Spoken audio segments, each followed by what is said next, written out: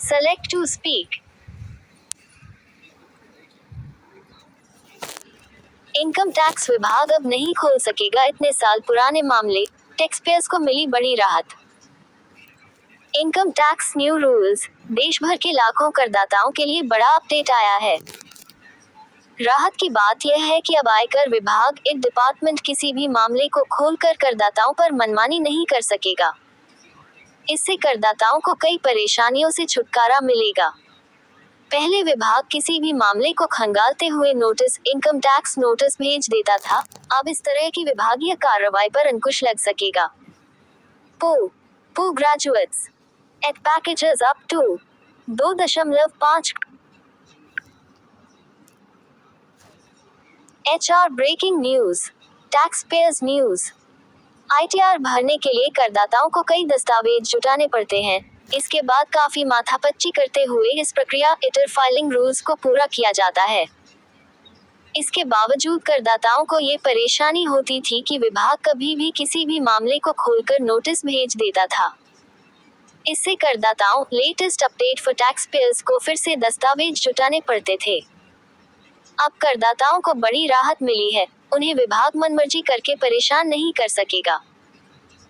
नए नियमों व कानूनी प्रावधानों के अनुसार आयकर विभाग, इनकम टैक्स डिपार्टमेंट अब तय समय सीमा के बाद इनकम टैक्स के मामलों को फिर से खंगाल ही नहीं सकेगा।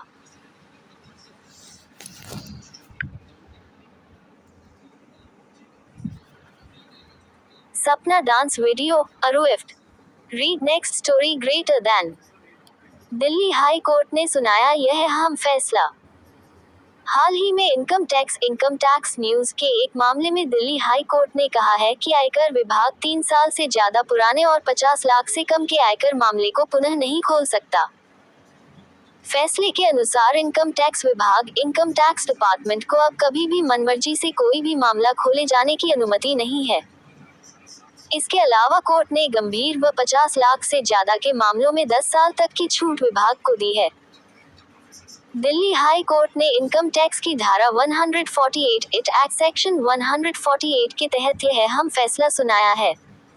रीअसेसमेंट पर क्या कहता है आयकर कानून? जब साल 2021 में बजट जारी किया गया था, तब आयकर कानून में संशोधन की घोषणा हुई थी। इसके बाद इस कानून में रीअसेसमेंट रूल्स को लेकर नया प्रावधान किया गया था। इससे पहले रीअसेसमेंट की समय सीमा 6 साल थी, इसे घटाकर 3 साल कर दिया था। सपना डांस वीडियो स्फट, read next story greater then.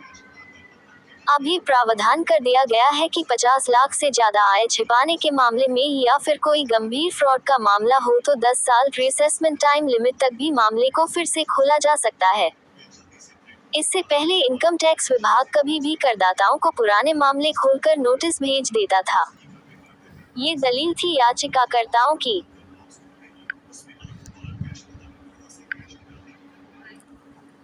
Reassessment के मामले में याचिकाकर्ताओं ने दलील देते हुए कहा था कि tax assessment, income tax reassessment rules से छूट गई आय किसी मामले में 50 लाख रुपए से कम है तो उसे 3 साल के बाद नहीं खंगाला जाना चाहिए।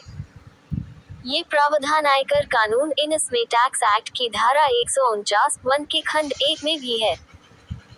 दूसरी ओर यह भी मांग की गई थी कि आय छिपाने का मामला 50 लाख से अधिक का हो तो इस अवधि को विस्तारित किया जा सकता है। इस सिद्धांत को बताया गलत।